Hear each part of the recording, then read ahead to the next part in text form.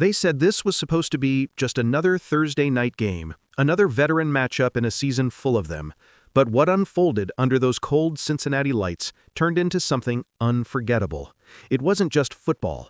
It was a story about time, pride, and two quarterbacks who refused to be forgotten. It was a duel that felt like a time capsule. Two men, both over 40, both legends of their own eras, refusing to fade quietly into the night. Joe Flacco versus Aaron Rodgers. Two names that once ruled Sundays. Two quarterbacks who built legacies not just on stats, but on moments. Those defining, breathtaking throws that turned silence into chaos. They were the kind of players that made you stop scrolling, stop talking, stop breathing, just to watch what came next. But time catches up with everyone. Flacco had bounced from team to team, from Baltimore to Denver to New York and Cleveland, a veteran's journey filled with goodbyes and second chances. Rodgers, after leaving Green Bay, was supposed to start a new chapter in New York, but fate had other plans. So, here they were, two icons, one in Bengals orange, the other wearing Steelers black and gold, both chasing the same thing they always had, another taste of greatness. Nobody expected magic, but football, as it often does, had other ideas. When Joe Flacco jogged onto the field, you could feel the air shift. The crowd wasn't roaring yet. It was watching, waiting. His face calm, his stride slow, that same quiet confidence from his Ravens days. The walk hadn't changed, but everything else had. The league was younger, faster, louder. But Flacco? He still looked like the eye of the storm. Across the field, Aaron Rodgers, the artist, the perfectionist, went through his routine like clockwork.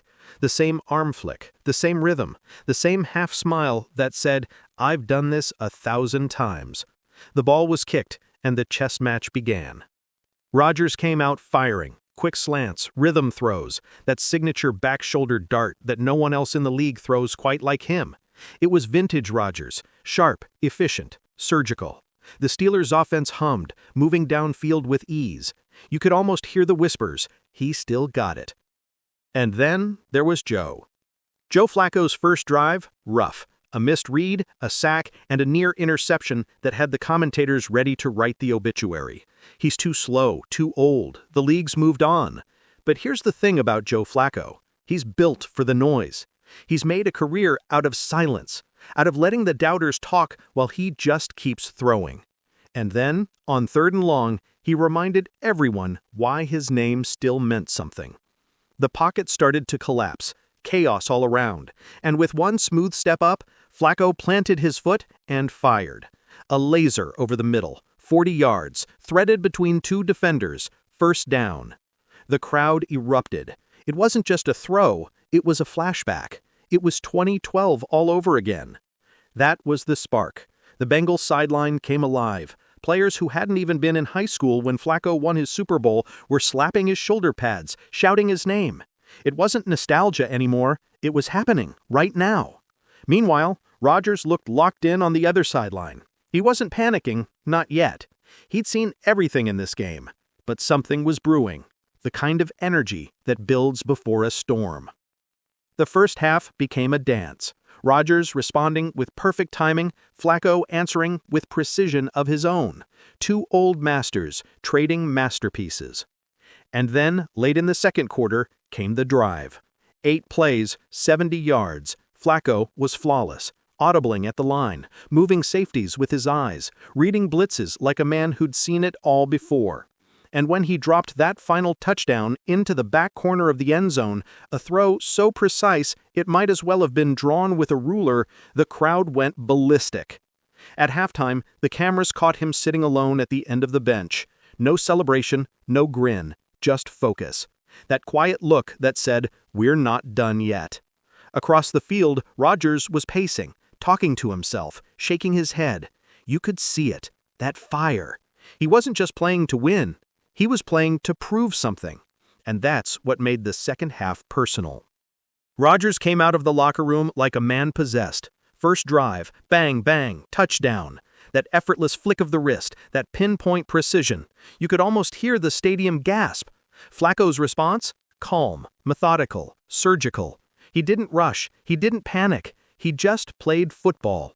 Every throw was deliberate, every decision patient.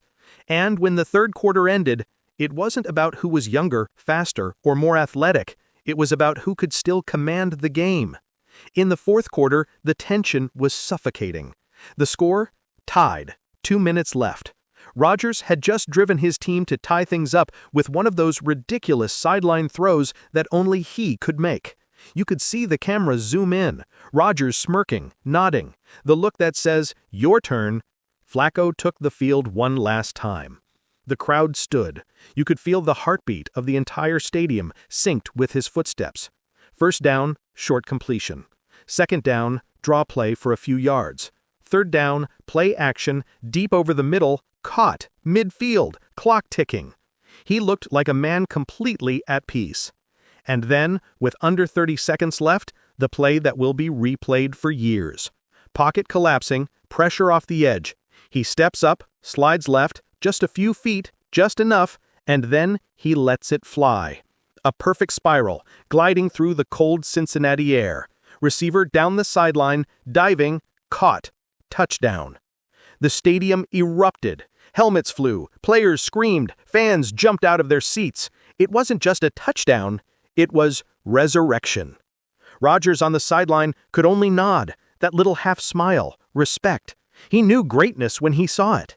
After the game, reporters flooded Flacco's locker room. They asked about the throw, about the moment, about what it felt like to outduel Aaron Rodgers at 40 years old. Flacco chuckled. "Man, I just love competing. Doesn't matter how old you are, if you can still spin it, you spin it." The room laughed, but everyone knew that wasn't just a quote. That was a statement.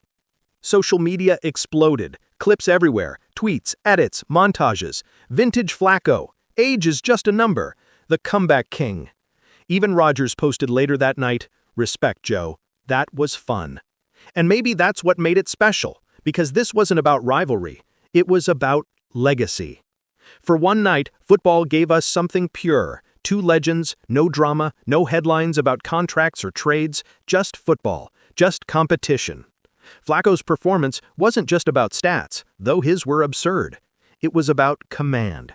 About walking into a stadium full of doubters and reminding them that experience still beats hype. It was about the weight of years and how sometimes that weight doesn't slow you down. It steadies you. In the post-game tunnel, cameras caught a brief moment. Flacco and Rodgers crossing paths. A handshake, a few quiet words. Nobody could hear them, but you didn't have to. You could see the respect. They both knew what that night meant, not just for them, but for the game. As the crowd emptied, as the lights dimmed, the air felt different. Because maybe football isn't just a young man's game. Maybe it never was. Maybe greatness doesn't age, it just evolves. Joe Flacco didn't just win a football game that night, he won back a piece of time.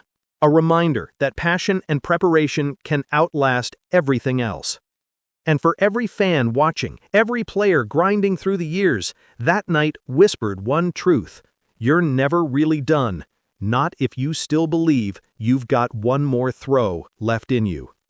When the cameras faded and the field cleared, two silhouettes walked side by side. No confetti, no fireworks, just mutual respect and a quiet understanding that for one night, the clock turned backwards. Because under those Cincinnati lights, time didn't matter, age didn't matter. Only greatness did. And Joe Flacco, calm, stoic, unshaken, reminded the world exactly why football is beautiful.